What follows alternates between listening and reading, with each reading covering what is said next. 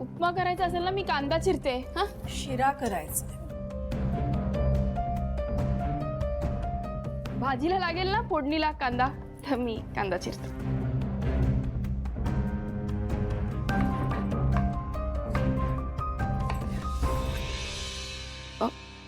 नाही नाही मी हळूहळू करते. तुम्हाला त्रास नाही देणार. आणि तुम्हाला जसं किचन हवं असतं ना एकदम तसं ठेवेन. हे बघा मी हळू चिरते. खूप खुश असशील ना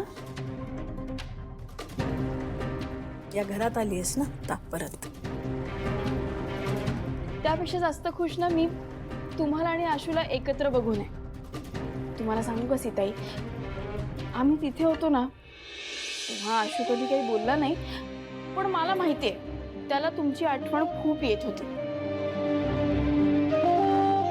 मुलं फार दिवस लांब राहू शकत नाहीत आईच्या.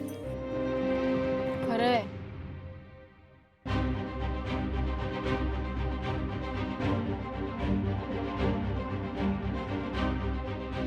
तू आशूला आवडतेस हे मी मान्य केलंय.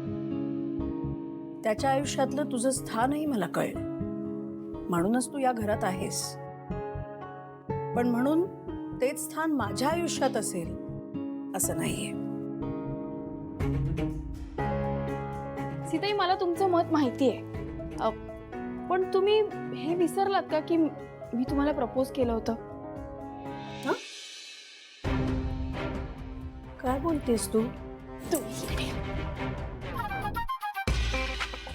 तुम्हाला आठवत नाही का? अहो सासू सुनेचं नातं हे असंच असतं. भांडणं, राग, रुसवे, फुगवे हे सगळे असणार आहेत आपल्या. बघा तुमच्या मनात मी असते की नाही सतत असते. मला माहिती आहे ना तुम्ही नेहमी विचार करत असताना की शिवा असं का बोलली, हिचं नेमकं काय चाललंय, ही असं का करते, हे सतत तुमच्या डोक्यात असतं. म्हणजे मी तुमच्या मनात केवढी आहे. तर मला माहिती आहे हे सगळं काळजीपोटी आहे. तुमच्या मनात मी कायम असणार आहे.